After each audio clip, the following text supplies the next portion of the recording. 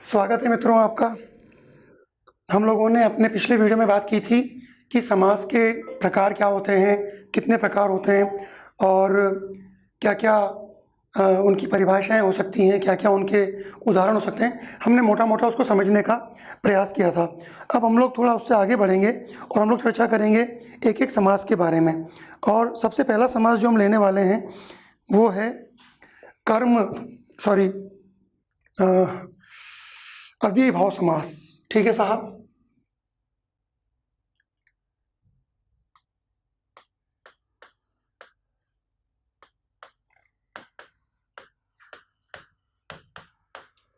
अव्ययीभाव समास।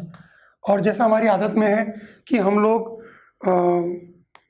न केवल विषय को पढ़ते हैं बल्कि अपना शब्दकोश भी बढ़ाते हैं, अपना शब्द ज्ञान भी बढ़ाते हैं। तो मैं उम्मीद करूँगा कि आप लोग कागज़ पेन लेकर तैयार होंगे। और अगर आप लोग चाहो तो एक बार रिकैप कर लेते हैं थोड़ा सा।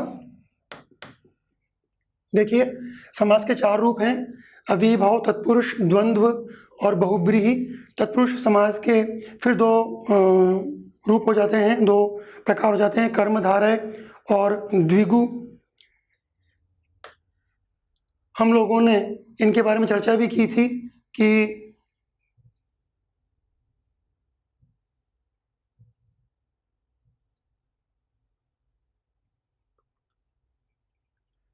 लगभग इनकी परिभाषाएं क्या होनी चाहिए। तो सबसे पहले हम बात करेंगे अव्ययीभाव समास के बारे में। अव्ययीभाव समास के अंदर प्रथम पद प्रधान होता है या प्रथम पद उपसर्ग रहेगा। ठीक है, तो इसकी परिभाषा आप लोग लिखना शुरू करें अव्ययीभाव समास की, कि अव्ययीभाव में प्रथम पद अव्यय होता है। इसमें प्रथम पद अव्यय होता है। अव्यय क्या होगा? लिंग, पुरुष, वचन, कारक, काल इत्यादि से वो प्रभावित नहीं होता। जिस पद की हम चर्चा कर रहे हैं उसमें लिंग, पुरुष, वचन, कारक, काल इत्यादि से ये प्रभावित नहीं होगा। ठीक है, तो प्रथम पद अव्यय होता है। दूसरा पद संज्ञा होगा।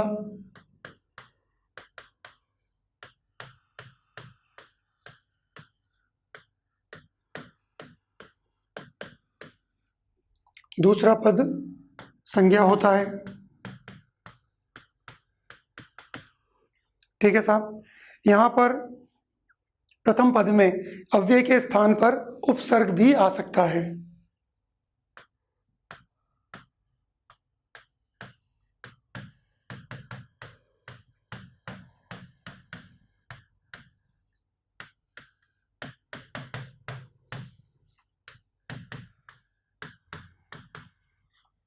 चलिए मित्रों, अब हम लोग इसके उदाहरणों को लेना शुरू करें। इसके उदाहरणों को लेने के लिए मैंने एक नया पैटर्न अपनाया है। पैटर्न क्या है? पैटर्न ये है कि जितने प्रकार के शब्दों के उदाहरण हम लोग यहाँ लेंगे उन सारे उदाहरणों को हम एक साथ लिख लेंगे। उसके बाद में उस एक एक शब्द को उठाएंगे और उसके बाद में उससे बनने वाले जो उदाहरण हो सकते हैं उनको देखेंगे। तो सबसे पहले मैं यहाँ पर वो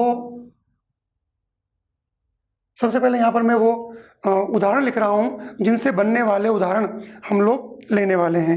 सबसे पहले आएगा जैसे अकारण है ना, तो लिया। दूसरा है जैसे आजीवन, अति, अनु,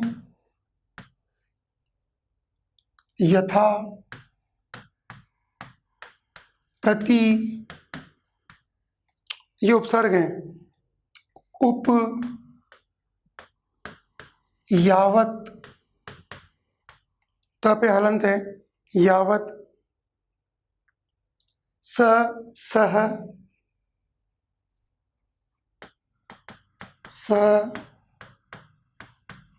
जैसे सहजात है ना, सह, सम, भर,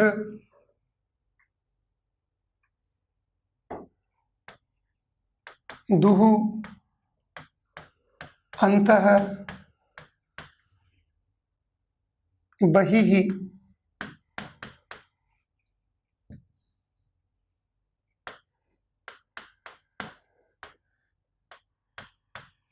बहिः निः नि नि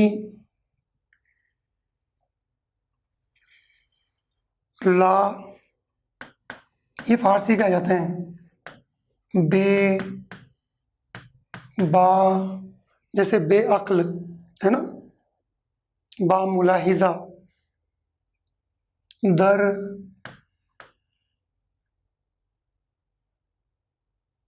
ना,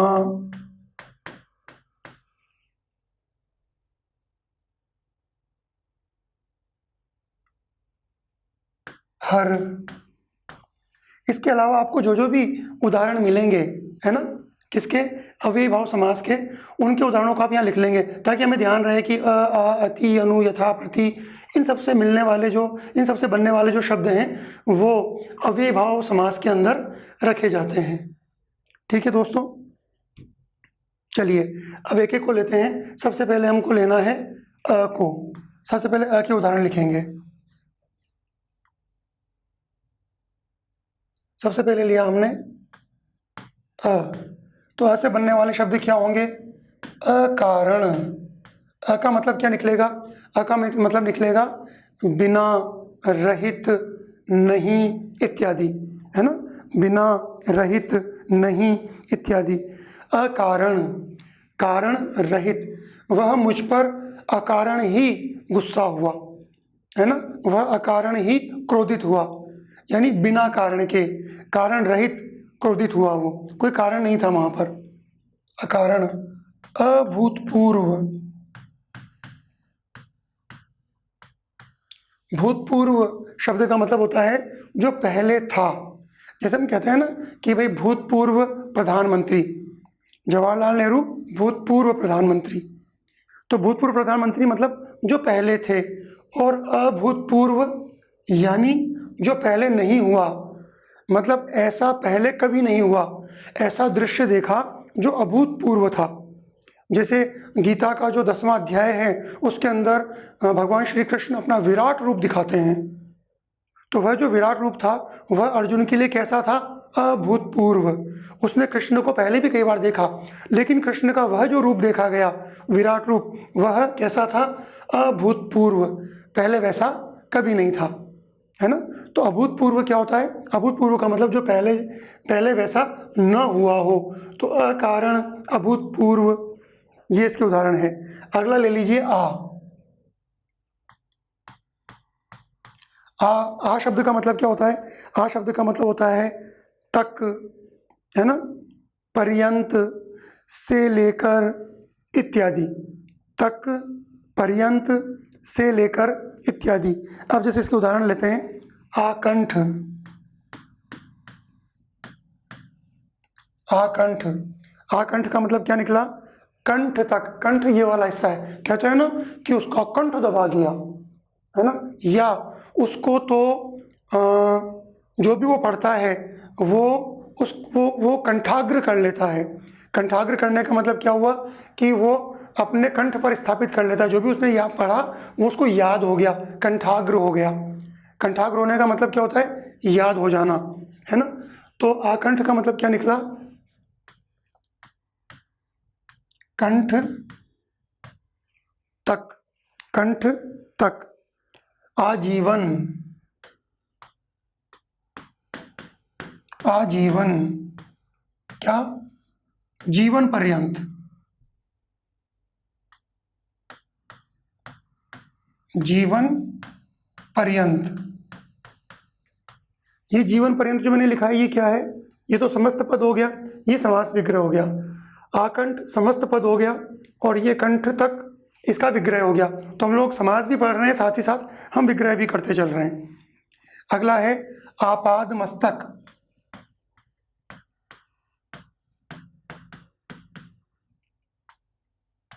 आपाद मस्तक यानी मस्तक से पाद तक, मस्तक से लेकर पाद तक, मस्तक से लेकर पांवों तक।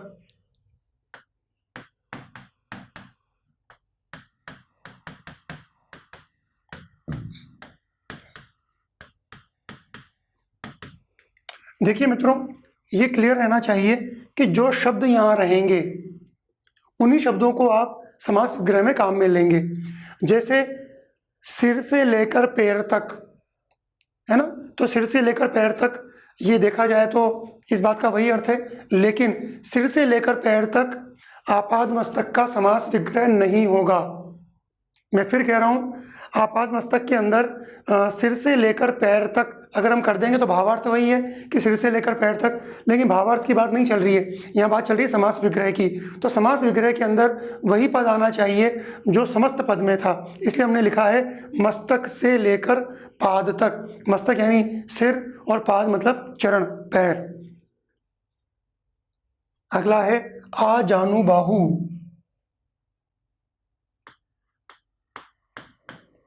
आ जानू बाहू, है ना, तो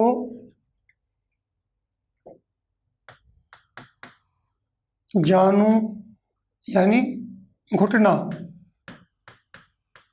तक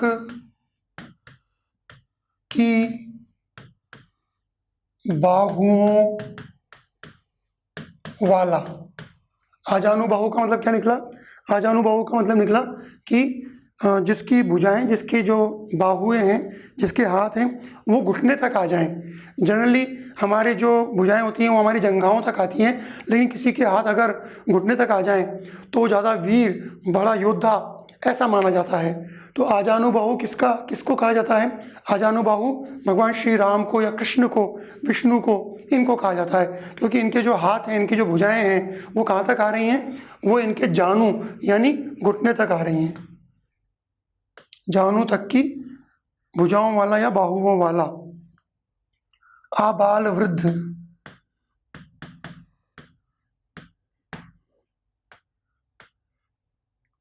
आबाल वृद्ध,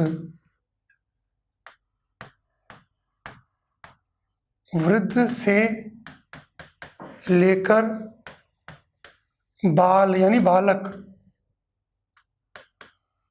तक। वृद्ध से लेकर बालक तक, बाल मतलब बालक, बालक तक। आ सेतु हिमालय। आ सेतु हिमालय। आ सेतु हिमालय का मतलब क्या निकलता है मित्रों? आ सेतु हिमालय। देखो, सेतु हम कहते हैं पुल को, है ना, ब्रिज। सेतु हो गया पुल। हिमालय हम जानते ही हैं, हिम का आलय, है ना, यानी पर्वत। तो अब क्या बनेगा इसका? इसका बनेगा सेतु बंध। अब सेतु बंध से यहाँ पर क्या मतलब है ना? सेतु से मतलब है सेतु बंध का, और सेतु से मतलब है सेतु बंध का, और सेतु बंध का मतलब क्या है? आपको ध्यान है अभी इस समय पिछले दिनों में, पिछले सालों में एक विवाद बड़ा चर्चित रहा है कि क्या भारत से और श्रीलंका तक वो जो पत्थरों का पुल बनाया गया था त्रेता युग में, क्या उसके कुछ अवशेष मिलते हैं? कुछ लोग इसका समर्थन करते हैं, कुछ लोग इसका विरोध करते हैं। तो हमें उस विरोध में और समर्थन में नहीं पड़ना, हमें सिर्फ ये समझ में आना चाहिए कि वो जिस सेतु की बात करते हैं, वो जिस पत्थर के पुल की बात करते हैं त्रेता युग के, वह सेतुबंध कहलाता है। यानी सेतुबंध क्या हो गया? सेतुबंध भारत से श्रीलंका जाने वाला पत्थरों का जो पुल है उसको सेतुबंध कहा गया। तो सेतुबंध से लेकर हिमालय तक किसकी बात चल रही है? भारत की बात चल रही है। यानी नीचे समुद्र से लेकर ऊपर हिमालय तक का जो क्षेत्र है, ये भारत के बारे में जो बात कही जाती है उसकी चर्चा हो रही है। सेतुबंध से लेकर हिमालय तक। ऐसे एक शब्द आता है आ सिंधु सिंधु। आ सिंधु सिंधु। दो बार सिंधु सिंधु शब्द आ गया। यहाँ पर जो पहला सिंधु है उसका मतलब है समुद्र, और जो बाद वाला सिंधु है उसका मतलब है सिंधु नदी। तो सिंधु नदी आपको पता है ये कश्मीर से निकलती है ना, वर्तमान में तो ये चीन से निकलती है। तो ये वहाँ से निकलकर और उसके बाद में भारत का वह क्षेत्र जो पाकिस्तान कहलाता है उसकी प्रमुख नदी बनती हुई ये अरब सागर में गिर जाती है। और ये सिंधु का मतलब क्या हुआ? सागर, यानी जो अपने नीचे हिंद महासागर है। तो समुद्र से लेकर सिंधु नदी तक, वापस वही जो हमने यहाँ बात की थी, सेतु हिमालय, सेतु बंध से लेकर हिमालय, वही चर्चा यहाँ पर हो रही है कि नीचे का क्षेत्र से लेकर ऊपर तक के क्षेत्र तक, है ना। क्या क्या लिखोगे आप कि सिंधु, और इस सिंधु का मतलब क्या है? समुद्र से लेकर सिंधु, ये क्या है? नदी तक, ठीक है, सिंधु से लेकर सिंधु तक। आकर्ण, आकर्ण, आकर्ण, कर्ण तक, कर्ण का मतलब कान,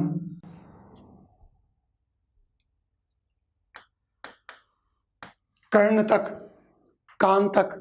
जैसे आकर्ण नेत्र, मतलब हमारी आंखें यहाँ से शुरू हुई और यहाँ खत्म हो गई, लेकिन वो जो चित्र के अंदर चित्रकार ने नायिका बनाई, उस नायिका की जो आंखें थी वो आकर्ण थी, मतलब यहाँ से शुरू हुई और यहाँ तक इतनी लंबी विशाल नेत्रों वाली, दीर्घ नेत्रा। अगर आप लोगों ने राजस्थान कल्चर को थोड़ा बहुत पढ़ा हो और उसमें अगर आपने किशनगढ़ की जो पेंटिंग है, किशनगढ़ शैली की पेंटिंग, जिसको बनी ठनी के नाम से भी पुकारा जाता है, उसको अगर आप कभी चित्रों को देखना या इस वीडियो को देखने के बाद में आप अपने गूगल को करना, उसमें आप देखना बनी ठनी ऑफ किशनगढ़, तो उसमें जो चित्र आएगा वो चित्र आएगा एक महिला का जो साइड पोज में है, उसने झीना सा घूंघट लगा रखा है, हाथ में अध खिला कमल ले रखा है, उसके नेत्र गौर से देखना, उसके नेत्र यूं कान तक आ रखे हैं, कर्ण तक। ऐसे एक और चीज़ होती है, जैसे हमने तीर चलाया, तो हमने तीर चलाने के लिए क्या किया? धनुष जो था उस पर बाण चढ़ा दिया और उसको अब हमने पकड़ के आकर्ण खींचा, यहाँ तक खींचा और यहाँ खींच के छोड़ दिया, तो आकर्ण, आकर्ण समझ में आना चाहिए। अगला है आपान भोजन,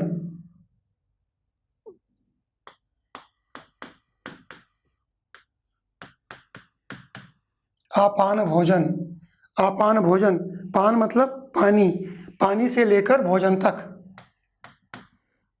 लेकिन पानी नहीं लिखेंगे, पानी ही लिखेंगे, पान, फिर ब्रैकेट में चाहो तो आप लिख लो पानी, है ना। पान से लेकर भोजन तक।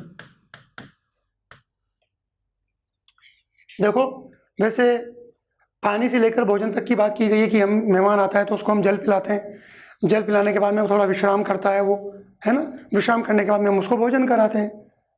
तो ये समझ में आना चाहिए कि भोजन के लगभग 20-25 मिनट पहले व्यक्ति पानी पी ले, लेकिन भोजन के तुरंत बाद में पानी नहीं पीना चाहिए मित्रों, स्वास्थ्य का ध्यान रहना चाहिए हमें, है ना।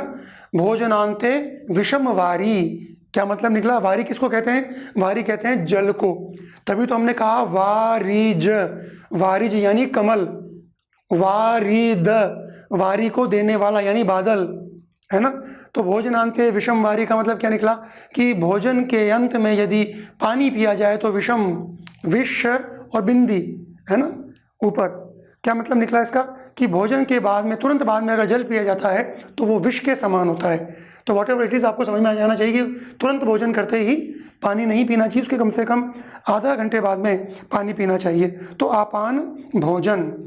अगला जो हमारा उदाहरण आएगा वो कहाँ से आएगा? देखिए मित्रों, वो उदाहरण आएगा हमारा अति।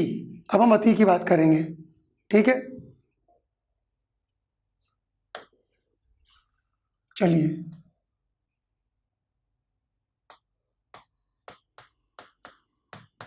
अति, तो अति से बनने, अति का मतलब क्या होता है?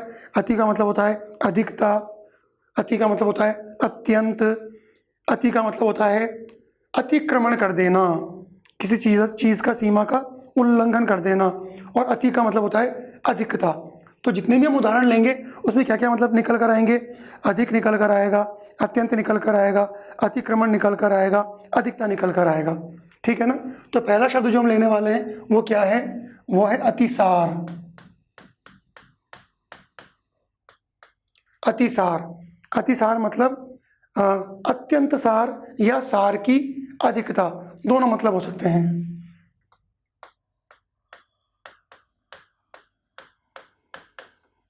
अत्यंत सार या सार की अधिकता।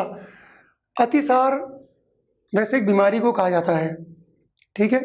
ये जो बीमारी थी, इस बीमारी के अंदर बहुत ज़्यादा लेटरिन आती है और उसमें खून भी आता है ना। तो बहुत ज़्यादा दस्त लग जाना और उसके बाद में उसमें खून भी आना, तो ये जो बीमारी है, ये अतिसार की बीमारी कहलाती है। और सिर्फ एक आपको याद रहे इसलिए बता देता हूँ कि भगवान बुद्ध की मृत्यु इसी बीमारी से हुई थी, और अकबर 1605 में जिसकी मृत्यु हुई थी, उसकी मृत्यु भी इसी बीमारी से हुई थी, अतिसार, ठीक है।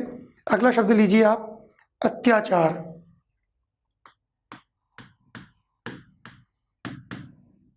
देखो यहाँ पर ये समास भी है और संधि भी है।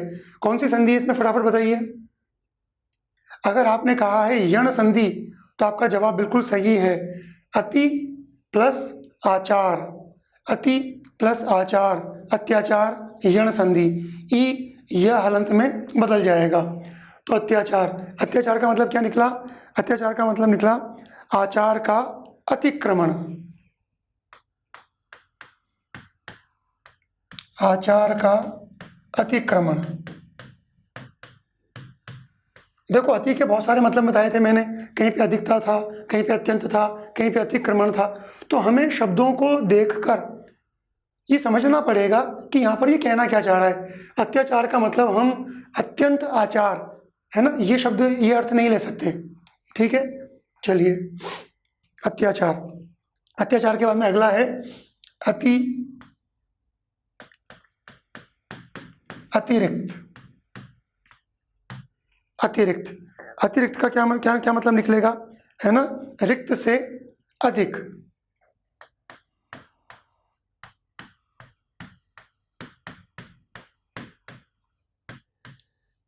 ये इसका समास विग्रह होगा। अगला है अतिवृष्टि, अतिवृष्टि। देखो वृष्टि शब्द का मतलब क्या होता है? वृष्टि शब्द का मतलब होता है वर्षा।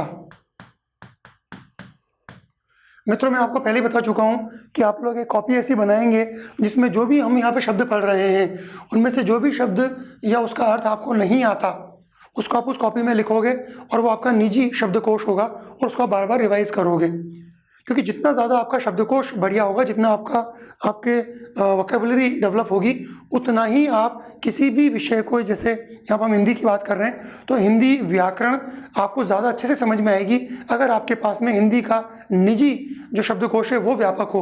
मतलब आपकी खुद की वोकैबुलरी अगर स्ट्रांग होगी तो हम लोग हिंदी में ज़्यादा अच्छा स्कोर कर पाएंगे। तो मेरी कोशिश ये रहेगी कि मैं, जैसा मैं करता आ रहा हूँ, कि मैं आपको नए नए शब्द दूँ और ज़्यादा से ज़्यादा शब्द दूँ ताकि आप लोगों का शब्दकोश बढ़े, ठीक है।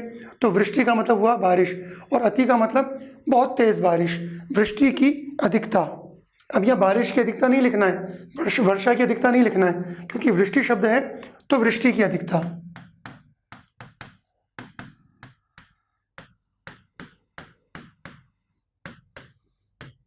वृष्टि की अधिकता। अगला शब्द ले लीजिए अतीन्द्रिय। बहुत प्यारा शब्द है भाई, अतीन्द्रिय। भाई मैंने बोल दिया अतीन्द्रिय शब्द है, इसको लिखो। और अगर आप इसको लिख नहीं सकते तो मैं आपको बता देता हूँ कि ये अति और इंद्रिय इन दोनों शब्दों की संधि है। तो आप लोग तुरंत वीडियो को पॉज करें और संधि करें, या जो मैंने शब्द बोला इसको आप लिखें, देखें कितने लोग सही लिख पाते हैं, कितने लोग गलत लिख पाते हैं।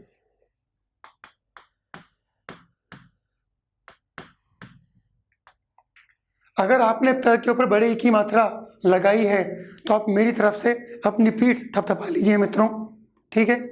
और जिन्होंने इसको गलत लिखा है, मतलब अतीन्द्रिय शब्द के अंदर जिन्होंने ती की मात्रा, त पर मात्रा छोटी लगा ली है, वो गौर करें और वापस जाएं कहाँ पर, संधियों पर। अति प्लस इंद्रिय, है ना, तो संधि जाके चेक करें कि ये शब्द कैसे बना। अतीन्द्रिय शब्द का मतलब क्या निकलेगा? इंद्रियों का अतिक्रमण।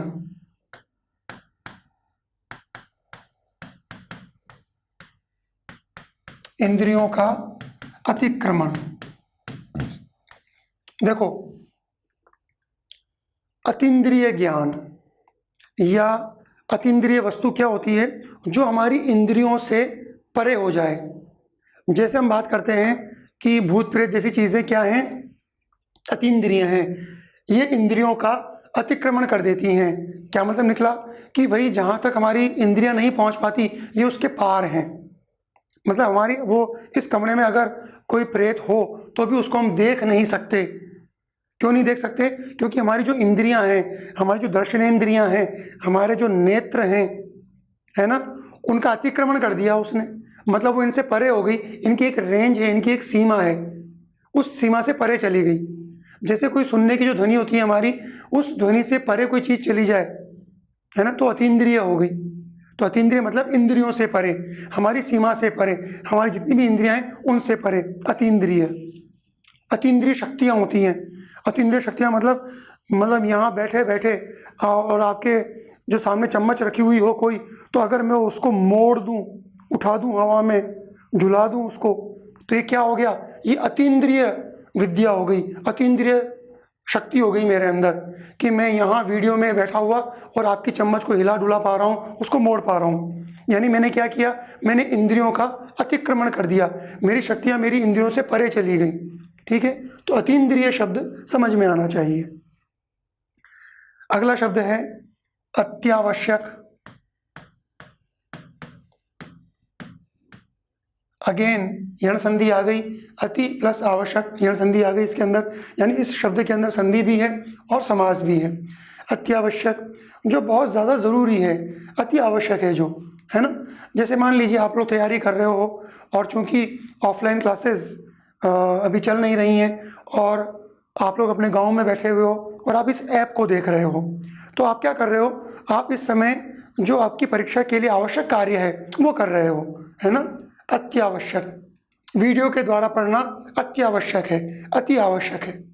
दूसरा, जो आप वीडियो में पढ़ रहे हो, है ना, उसको याद करना परीक्षा के दृष्टिकोण से अत्यावश्यक है। केवल पढ़ लेना, सुन लेना, PDF डाउनलोड कर लेना, इससे काम नहीं चलेगा मित्रों। जब तक आप उस लिखे हुए को, उस पढ़े हुए को याद न कर लो, क्योंकि जब तक याद नहीं करोगे परीक्षा में लिख कर क्या होगे। अपनी जितनी भी परीक्षाएं हैं सारी आजकल ऑब्जेक्टिव टाइप हो गई हैं, ठीक है ना। उसमें MPQ क्या बोलते हो आप, मल्टीपल, है ना, वो जो ऑप्शंस होते हैं वो हमें देते हैं वो लोग। तो उसको करने के लिए, उसको अटेम्प्ट करने के लिए क्या ज़रूरी है? आपको याद होना चाहिए, आपको चीज़ें समझ में आनी चाहिए। तो इसलिए अत्यावश्यक क्या है कि जो भी लिखा पढ़ा सुना उसको याद कर लिया, ये अत्यावश्यक है आपके लिए परीक्षा के दृष्टिकोण से। तो अत्यावश्यक का मतलब क्या निकला, है ना, अत्यंत आवश्यक, बहुत ज़रूरी। अगला शब्द ले लीजिए। अगला शब्द है अत्याधुनिक।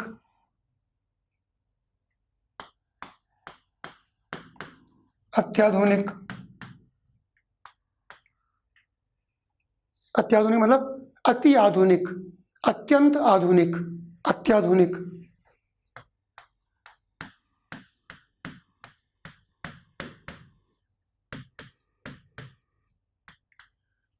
जैसे अभी 4G फ़ोन चल रहे हैं, है ना, आप जो वीडियो वगैरह देख रहे हो ये 4G फ़ोन्स में देख रहे हो।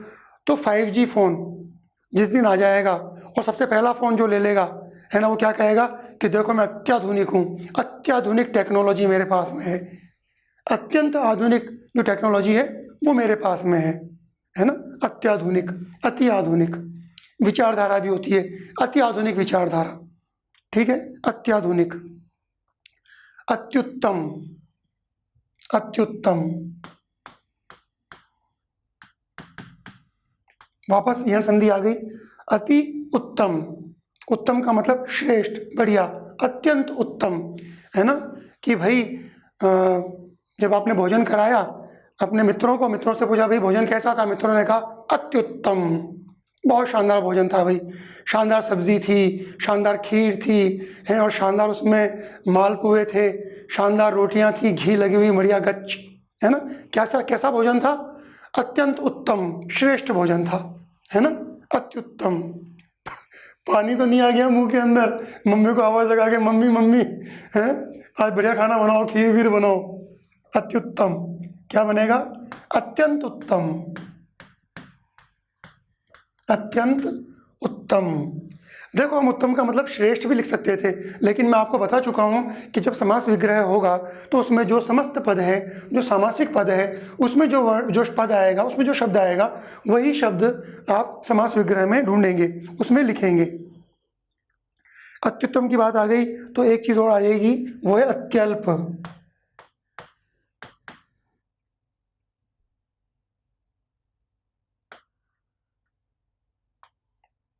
अल्प यानी कम, और अति अल्प, अत्यंत अल्प यानी बहुत कम, है ना।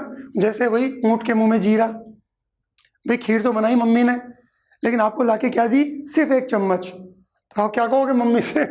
मम्मी से कहोगे मम्मी ये तो अत्यल्प है, बहुत कम है, इससे तो मेरा कुछ भी नहीं होना, मेरी तो ज़बान भी मीठी नहीं होगी, इससे आत्मा कहाँ से तृप्त होगी। ठीक है, अत्यल्प मतलब अत्यंत अल्प।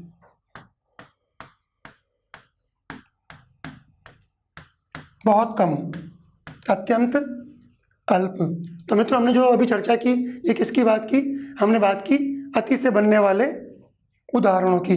जरा पीछे चलें एक बार और देखने का प्रयास करें कि हमारे उदाहरणों में अगला कौन सा आएगा। देखो हमने अति की बात कर ली, अब हम अनु की बात करेंगे।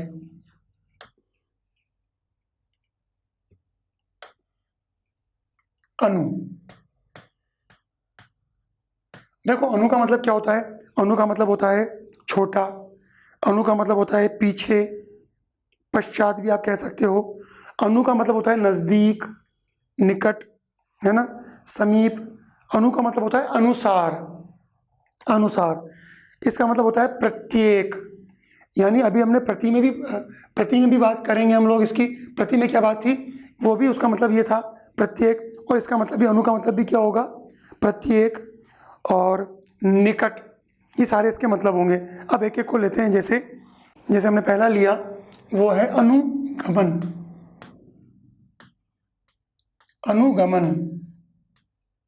राम और सीता वन की ओर चले और लक्ष्मण ने उनका अनुगमन किया, है ना, उनके पीछे पीछे गमन करना प्रारंभ किया, उनके पीछे पीछे चलना प्रारंभ किया, है ना। यानी पश्चात गमन,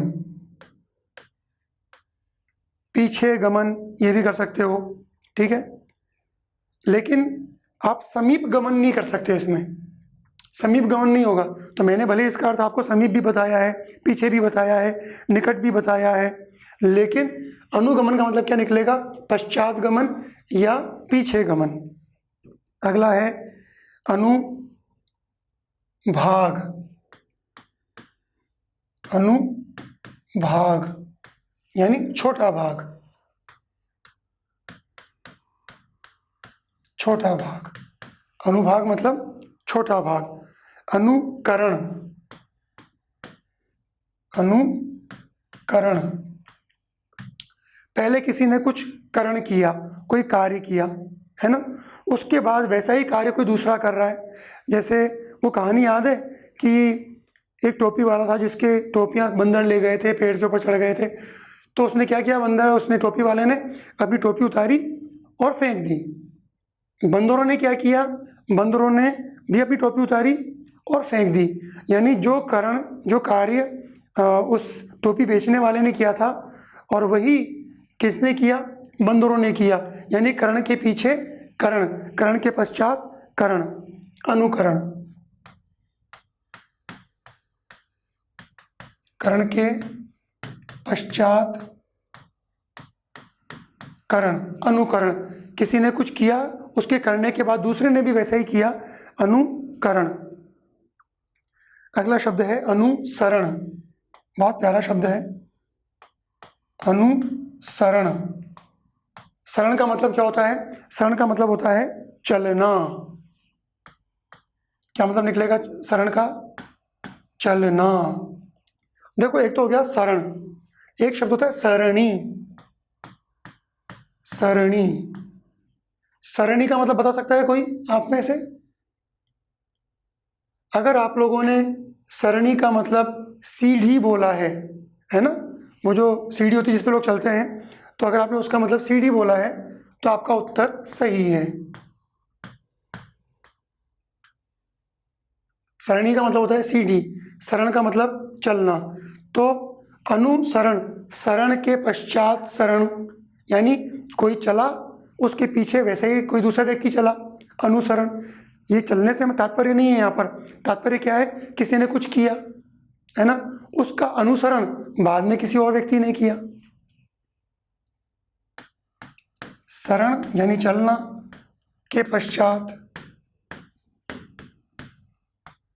शरण, ठीक है, अनुसरण।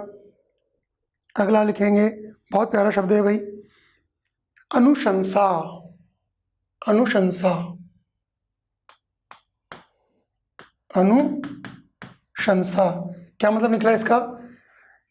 देखो, शंसा का मतलब क्या होता है? शंसा का मतलब होता है विचार या राय।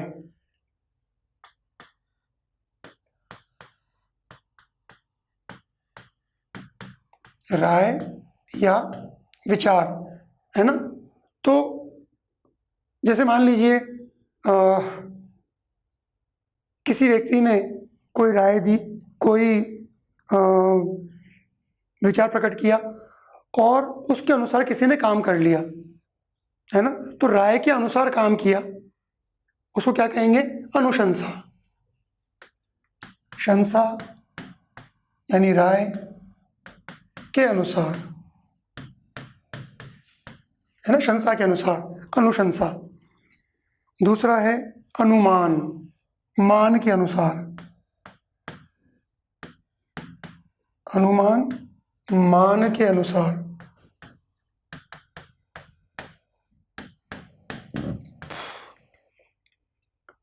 मान के अनुसार, मान मतलब वही मानना। अनुभूति, अनुभूति, अनुभूति, भूति के अनुसार। भूति का मतलब क्या होता है? महसूस करना, है ना, भूति का मतलब महसूस करना। तो भूति के अनुसार,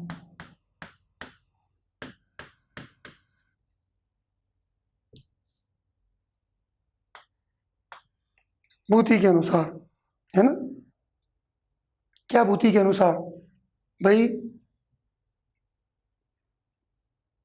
किसी ने किसी के कांटा चुभा, ठीक है, अब वो अनुभूति कोई लेना चाहेगा तो कैसे होगा? उसको कांटा चुभाना पड़ेगा। तो भूति यानी वो जो महसूस करना है उसके अनुसार भूति, भूति के अनुसार भूति, अनुभूति, है ना। अनुकूल, अनुकूल। देखो, कूल जो शब्द है इसका मतलब है किनारा। कूल का मतलब है किनारा या तट, है ना। अनुकूल, देखो जैसे मान लीजिए नदी के दो धाराएं हैं और यहाँ पर कोई व्यक्ति है, ठीक है, और एक दूसरा व्यक्ति है, दूसरा व्यक्ति भी इधर ही खड़ा है, तो ये क्या हुआ? ये अनुकूल हुआ। कोई व्यक्ति सामने है तो ये प्रतिकूल हो गया। अब इसको मान्यताओं के आधार पर लीजिए, विचारधारा के आधार पर लीजिए कि भाई ये आदमी कोई पर्टिकुलर विचारधारा को मानने वाला है, ठीक है, और यह व्यक्ति भी उसी विचारधारा को मानने वाला है, तो ये दोनों क्या हुए? अनुकूल हुए। ये दोनों अनुकूल काम कर रहे हैं, है ना। अगर आपकी और मेरी विचारधारा अगर समान है तो हम क्या हुए? अनुकूल हुए। एक ही तट पर स्थित हुए, एक ही विचारधारा पर स्थित हुए, अनुकूल, तट की ओर, एक ही तट की ओर, ठीक है। तो अनुकूल का मतलब क्या निकला? अनुकूल का मतलब निकला कूल के अनुसार, तट के अनुसार।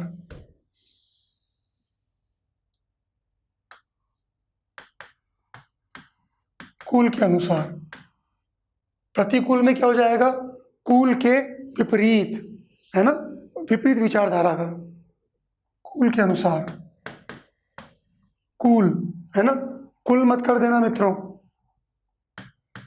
ये तो जमा के लिए होता है, टोटल, है ना।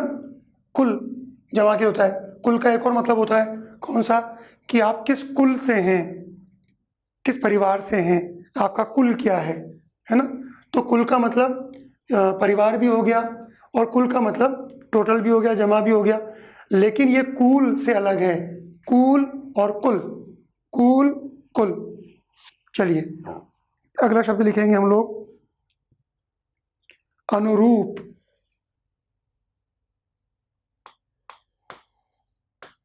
अनुरूप, रूप के अनुसार रूप, अनुरूप।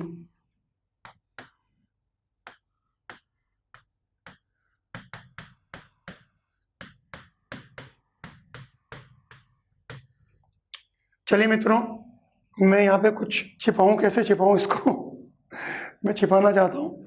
चलिए आप तो मुझे इतना सा बता दीजिए कि आप लोगों ने जो रूप लिखा है उस रूप में घुंडी लगाई है क्या। अगर आप लोगों ने घुंडी लगाई है रूप में तो आपका शब्द सही है, और अगर आपने रूप में घुंडी नहीं लगाई है ना, बिना घुंडी वाला ऊ की मात्रा लगाई है र के अंदर, तो आपका शब्द गलत है। ठीक है ना। हम लोग इसकी चर्चा पहले, र की चर्चा हम लोग कर चुके हैं हमारी पहली क्लास के अंदर, कि घुंडी वाला जो ऊ होगा, बड़ा ऊ जो होगा उसको घुंडी लगा के लिखा जाएगा र के साथ में, और जो छोटा ऊ होगा उसको बिना घुंडी के लिखा जाएगा। तो रूप के अंदर गौर कीजिए, चाहे तो जूम कर लीजिए इसको, तो वो घुंडी लगा रखी है ना, बिना घुंडी वाला नहीं होगा, ऐसे नहीं होगा। रूप में, ऐसा रूप में नहीं होगा। रुपया में चल जाएगा, रूप में नहीं चलेगा। रुपया रूप, रुपया रूप, ठीक है ना। चलिए अगला शब्द लिखेंगे हम लोग इसके अंदर, अनवीक्षा।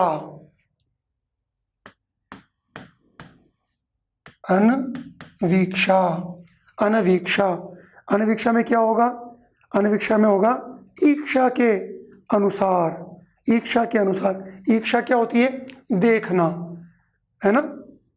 यानी पहले किसी ने देखा और उसके बाद में उसको दूसरे ने देखा, इसको कहते हैं जांच करना, अनवीक्षा। अनवीक्षा का मतलब जांच करना, किसी भी चीज़ को परखना।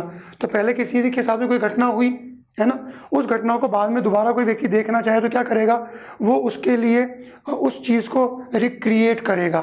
जैसे आजकल वो करते हैं ना, अपराध हो जाता है कोई, या कोई सुसाइड हो रहा है, या मान लीजिए कोई मर्डर हो गया कहीं पे, कोई चोरी हो गई, कोई डकैती हो गई, है ना, कोई एक्सीडेंट हो गया, तो उसको रिक्रिएट करना, आर्टिफिशियली उसको नकली तौर पर दोबारा बनाना, तो क्या हो जाएगा, वो अनवीक्षा हो जाएगा।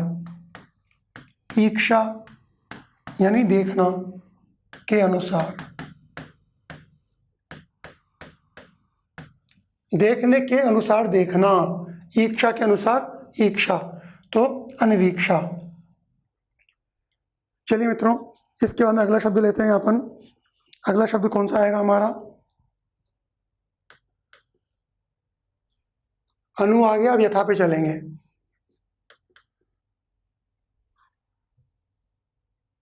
अगला शब्द है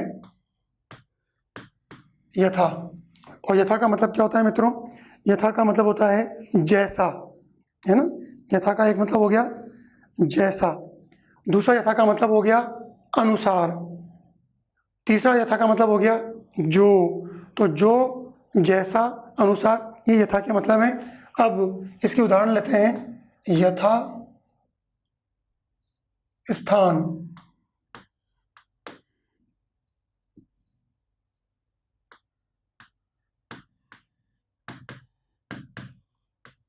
यथा स्थान, स्थान के अनुसार, या जैसा स्थान है, दोनों हो सकते हैं इसके, स्थान के अनुसार या जैसा स्थान है।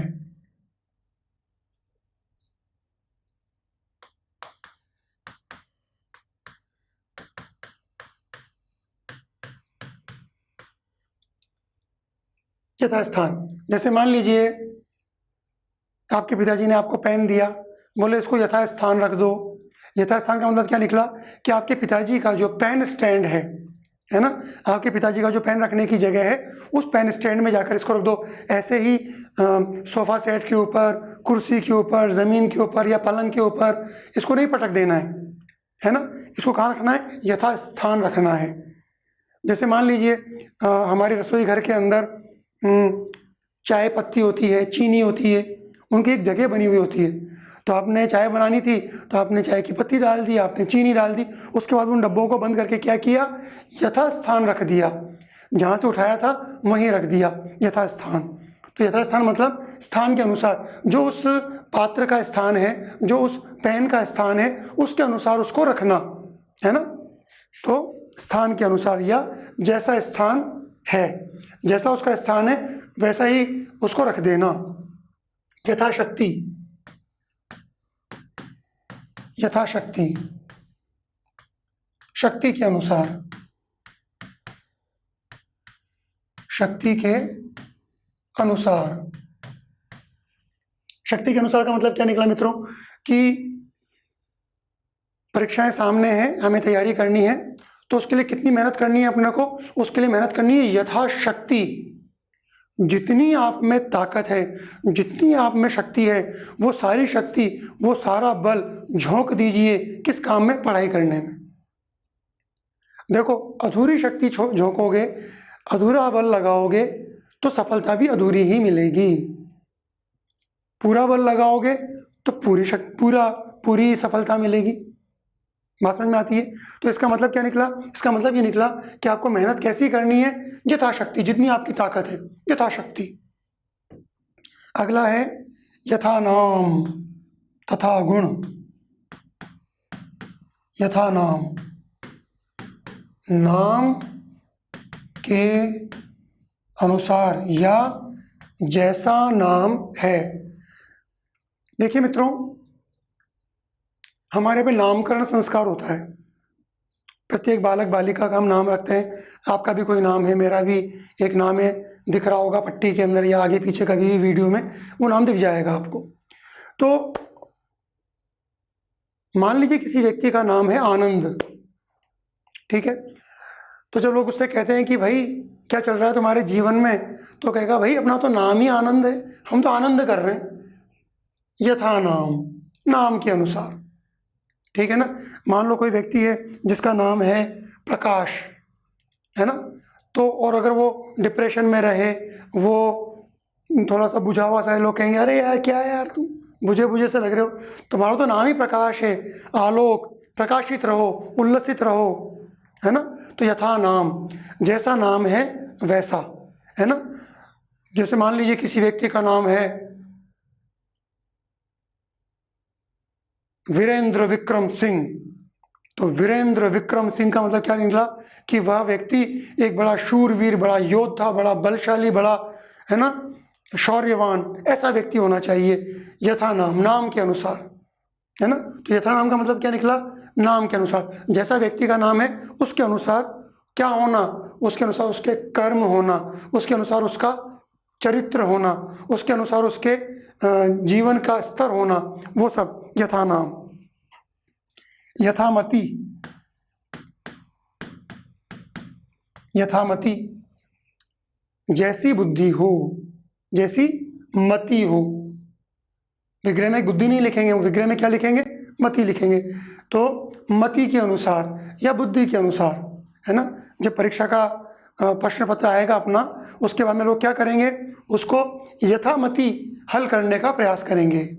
जिसकी जैसी बुद्धि है, जिसका जैसा स्तर है बुद्धि का, उसके अनुसार वो उसको हल करने का प्रयास करेगा। अब मैंने आपसे एक बात कह दी कि जैसी व्यक्ति की बुद्धि है, तो इसका मतलब क्या व्यक्ति की बुद्धि अलग अलग होती है? बिल्कुल नहीं। सबका जो ब्रेन साइज है 1450 क्यूबिक सेंटीमीटर, है ना, 1450 सीसी, ये हमारा मस्तिष्क का साइज है। तो जो 1450 हमारे मस्तिष्क का साइज है, ये सबका बराबर है। अगर सबका बराबर है तो अगर आप उसको प्रयोग में लाओगे, उसको यूज़ में लाओगे, तो आप सभी लोग समान रूप से उसको बढ़ा सकते हो, उसका उपयोग कर सकते हो, ठीक है ना। तो यथामति, मति के अनुसार।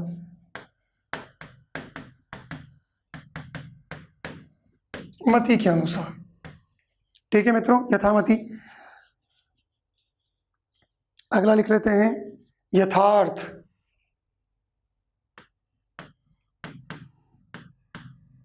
यथा अर्थ, अर्थ के अनुसार, अर्थ के अनुसार, यथार्थ, जैसा अर्थ है वैसा उसका वर्णन कर देना, है ना, जैसा हुआ था उसका वैसा का वैसा वर्णन कर देना, यथार्थ का चित्रण कर देना। ठीक है, वो गरीबी के जीवन में जी रहा था, उसने मेहनत की और फिर वो अमीर हो गया। फिर जो कहानी लिखी गई उसमें क्या कैसा वर्णन था, यथार्थ वर्णन था। पहले उसको गरीब बताया, बाद में मेहनत करते हुए दिखाया और फिर उसको अमीर दिखाया।